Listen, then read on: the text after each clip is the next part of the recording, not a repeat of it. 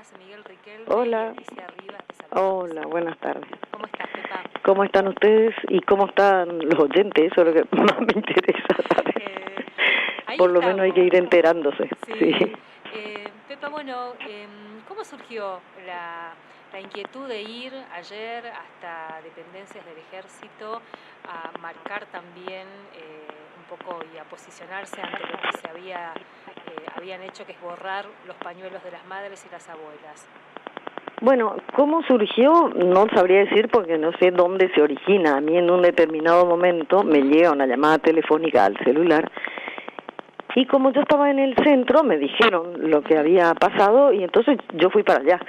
Pero no sé bien quién empezó este círculo, que tampoco tiene sentido saber quién empezó, porque éramos muchos, éramos de distintos espacios y además no importa quién empieza, el tema es que se pueda dar, no sé, alguna respuesta, ¿no? Que no sé hasta qué punto es. Pero una cosa que yo iba a decir cuando escuchaba tu introducción es que, por ejemplo, esto de los pañuelos ya pasó en Buenos Aires, ahí en torno a la pirámide, qué sé yo, cuántas veces han repintado, han sacado baldosas, muchas baldosas quitaron en el tiempo de Macri. Entonces acá por ahí nos agarra como de sorpresa porque es acá.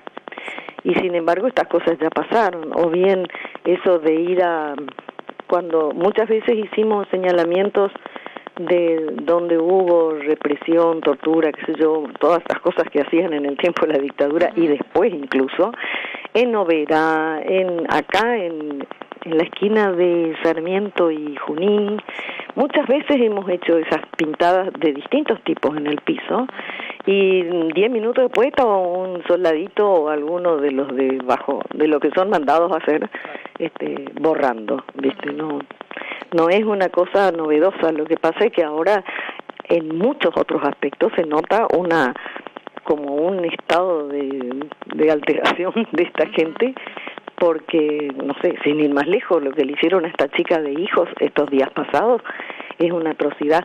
Eso ya pasó en La Plata cuando la desaparición de Julio López, por ejemplo. Pero de eso hace mucho incluso, si vamos al caso. Como que hay malas costumbres que quedan ahí a la espera de que se dé la ocasión y alguno que tenga creatividad como para venir a hacer esas cosas. En ese sentido a mí no me sorprende, porque es lo que a la larga o a la corta iban a hacer, ¿viste? Sobre todo porque cuando en esta cuestión de los derechos en general hemos avanzado tanto, y en algún momento iban a tener que dar respuesta porque no se iban a quedar callados ellos, ¿ves? Ahora hay una cuestión metodológica que me gustaría que charlemos también. Recién hablábamos con... Perdóname, ¿me podés hablar más fuerte? A ver, ahí está mejor. Sí. Sí. Pepa, te decía, que hay una cuestión metodológica, si se quiere. Recién hablábamos con Julio César Urien, dirigente de muchos años y que fue también hombre con formación militar, y él usaba una metáfora precisamente militar. Decía, están usando tácticas de guerra relámpago, es decir, tratando de hacer la mayor cantidad de daño posible en el menor tiempo posible, y eso a veces impide o dificulta los procesos de organización. ¿Pensás lo mismo? Claro. Yo creo que en alguna medida sí es lo mismo. Lo que en ese sentido, yo lo que quiero es que los que tenemos conciencia de este tipo de cosas no estemos teniendo que estar atados todo el tiempo a la agenda que nos ponen ellos. Tenemos que saber que van a volver, que van a venir por ahí con acciones chiquititas y no como una especie de guerra totalmente declarada, y nosotros no podemos pasar la vida respondiendo. Tenemos que saber hacia dónde vamos y a qué cosa le vamos a dar mayor importancia o no, y que muestren cómo son, porque son así, horribles. Además, pero eso hay que sentarse a discutir ratos largos. Esto que vos planteas, porque además son como grandes provocaciones, pero además son distractivos también, ¿no? Claro, exactamente, en eso están. En que un día miremos para allá, otro día los jubilados, que el Banco Nación, que, viste, todo el tiempo están poniendo en agenda algo nuevo, y nosotros tendríamos que tener claro que no podemos estar corriendo todo el tiempo detrás de ellos, porque además siempre vamos a ir detrás, no nos vamos a adelantar. Pepa, además, escuchábamos tu testimonio ahí ayer, y mencionabas a tu hermano, a quien recién también mencionábamos nosotros acá, y uno puede pensar también desde ese lugar, ¿no? Desde el lugar de de apropiarse de una historia, de una lucha que fue para mucha gente, sigue siendo una lucha muy genuina por la soberanía de Malvinas. ¿Qué te pasó a vos ahí frente a ese destacamento nombrado con el nombre de tu hermano? Y bueno, a mí me da mucha bronca, pero de todos modos yo no me dejo ganar por la bronca. Yo sé que él estaría indignado en este sentido, porque él no haría cosas tan tontas. Estaba dispuesto a morir por las Malvinas y no iba a mandar a sus soldaditos a que estén ahí los cadetes pintando eso, porque si vamos al caso, en un contexto, esos pañuelos son poquita cosa, ni siquiera las paredes se habían pintado, para decir nuestro edificio. Y yo creo que él honestamente hubiera estado enojado. Yo señalaba que Roberto siendo cadete también, porque él estaba como cadete todavía en el colegio militar, me iba a visitar a la cárcel. Siendo cadete, él iba con mucho riesgo, porque lo dejaban ir, pero le daban la visita por separado, lo toqueteaban, lo manoseaban, le daban una visita más corta, y si le daban la visita a él solo en un locutorio inmenso, teníamos la certeza de que estaban grabando nuestra conversación, ¿viste? A ver qué era lo que le decía yo, me decía él. Y en ese marco también habíamos pensado que una cosa que él me dijo en aquella oportunidad, la última vez que lo vi, yo lo relaté varias veces, él me dijo: yo lo que quiero decirte es que transmitirte y que vos les transmitas a tus compañeras y a su vez ellas a los compañeros de ustedes el respeto que tengo por ustedes, porque ustedes también se posicionaron en un lugar sabiendo que corrían riesgos, pero están, digamos, hoy vos estás de ese lado, yo estoy de este lado, y podía haber sido al revés, me dijo. Entonces, como que a mí me impresionó tanto eso que me dijera, porque capaz que él no pensaba que le estaban escuchando. Claro. Pepa, vos pero fue muy conmovedor.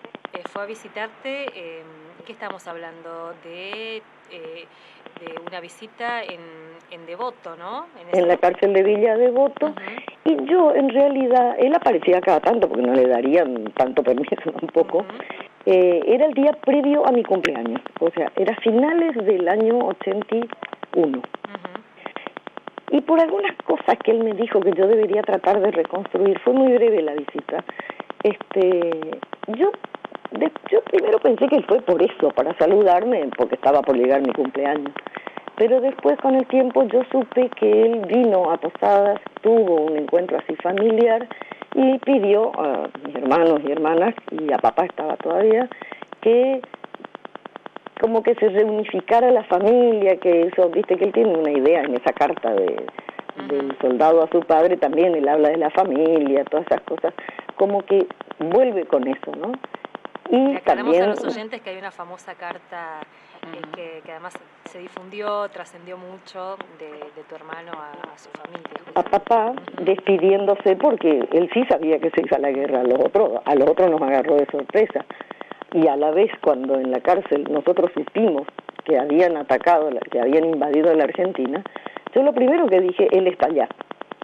Y lo primero que pensé, él no vuelve, porque él no se iba a dejar ni atrapar ni nada, él iba a hacer que lo mataran antes que traerlo prisionero para este lado. Y no se iba a suicidar porque era muy católico tampoco. Es como que para mí era muy claro eso, ¿no? Es interesante también porque estamos muy cerca de otro aniversario justamente de las Malvinas. Sí, del inicio de esa guerra, en un contexto donde tenemos un presidente que reivindica la figura de Margaret Thatcher, por ejemplo, ¿no? Sí. Y banaliza inclusive esa disputa por nuestra soberanía. Claro, sí, y Bullrich también piensan lo mismo. ¿Para qué vamos a tener eso ahí que está allá lejos y no sé qué, como una cosa, como una pavadita? Yo honestamente no sé qué haría la Argentina si realmente pudiéramos tener nuestras autoridades allí. Pero eso es un afano típico de los ingleses, porque siempre fueron piratas. la mayor parte de lo que fueron sus colonias y toda su expansión es piratería pura.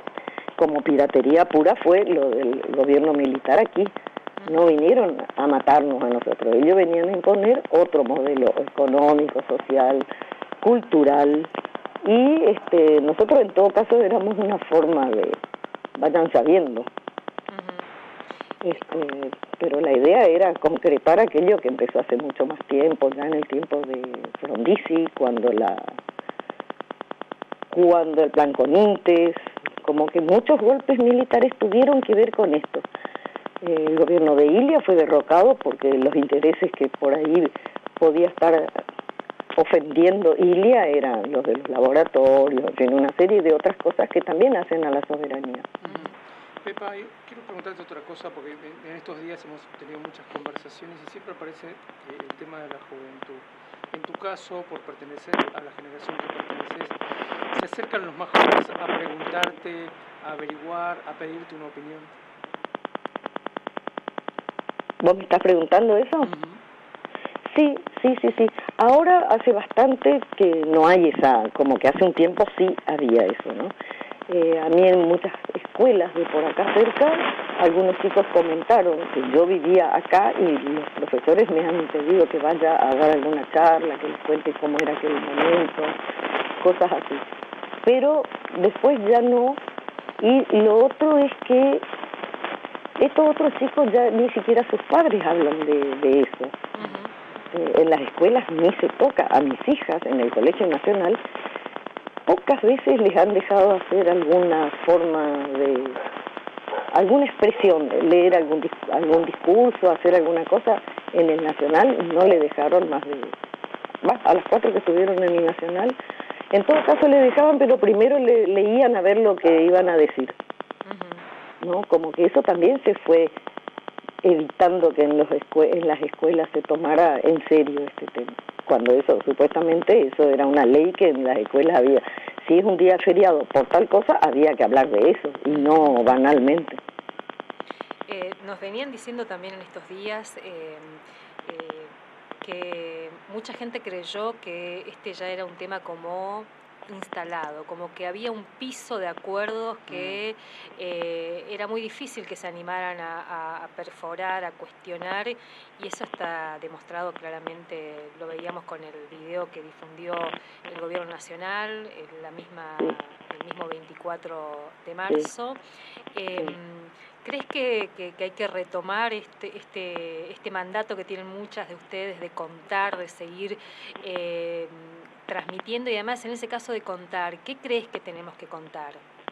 Mira, yo hace rato vengo diciendo, le dije a algunos compañeros que estuvieron presos, dije a gente más joven, por ahí yo conozco muchos chicos de la facultad, en el sindicato, muchas veces yo planteé, no es que terminó la dictadura y ya estamos en democracia y ya está. Sí, es lo que decía recién, si hemos avanzado tanto en tantas otras cosas, ¿cómo van a estar tranquilos esperando que esto ya está? No está. Y hay que estar atentos, pero no se construyó esa cosa de darle continuidad a lo que en todo caso fue una lucha para volver a la democracia, como cuando, qué sé yo, se vota a alguien, pero eso no quiere decir que ese que gana va a ser lo que dijo que haría. En este caso sí, pero muchas veces yo planteé, no sé, hasta en las elecciones por el IPS, yo decía, podemos participar de las elecciones y podemos ganar incluso. El asunto es que nos dejen hacer algo, es lo mismo, en otra escala más chiquitita es lo mismo. Pepa, seguramente vamos a volver a charlar, porque me parece que si hay algo que genera esta coyuntura, que generan estos discursos y estos hechos, ¿no? Estamos ante despidos masivos, ante el avance sobre derechos que nos costó tanto conseguir, ante una crueldad inusitada también, ¿no? Creo que hay que hablar y hablar más, hablar con aquellos y aquellas que están también reivindicando con el apoyo, con los comentarios, con sus expresiones, así que me parece que es tiempo de seguir hablando. Sí, no, y además yo el otro día en la facultad decía, ojo, nosotros por ahí decimos, fueron crueles. Esto de la crueldad nunca ellos perdieron. Eso es así. Cuando llegó el golpe, nosotros no nos imaginamos que podía ser tan arrasador y violento ese golpe, ¿no? Porque habían sido violentos, pero cada vez fueron más. Y ahora eso de la crueldad existe todavía, porque además ellos tienen un sistema que el que tiene más alto grado ordena y los otros tienen que cumplir. Y a lo mejor los otros no quieren demasiado cumplir, pero tienen que cumplir porque si no son unos desacatados. Y ahí es como que se va olvidando la responsabilidad individual. En eso se basaba esto de la obediencia de vida, por ejemplo. Totalmente. ¿No? Pepa, como que eso es así, ¿no? Y yo discutí muchas veces con mucha gente que podría haberse comprometido y no, yo estaba exagerando, ¿viste? Sí. Pepa, mil gracias por este tiempo. Al contrario, Alicia y Miguel, sí, Miguel, me acuerdo de ti. Y a seguir contando. Sí, bueno, yo ahora voy a ir al comedor esta nochecita, hay una charla, debate ahí, y yo quiero ir porque ese es apenas un capítulo de eso que pasó. Se va a proyectar 1985 ahí.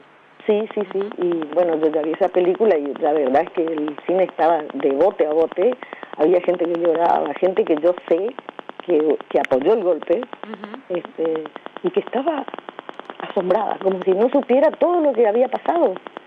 Entonces hay que volver sobre ese pequeño capítulo, que es el juicio y por qué hemos llegado a juzgarlo, que no es poca cosa, y hay que seguir. Ellos van a dar respuesta a todo lo que nosotros hemos logrado y van a volver a contraatacar. Eso está claro. Pepa, nos encontramos esta quizá noche. Con más crueldad. Sí, nos vemos, vas ahí. Sí, vamos a ir. Bueno, Un abrazo. Dale. Hasta luego. Bueno, un beso. Hasta luego. Chao.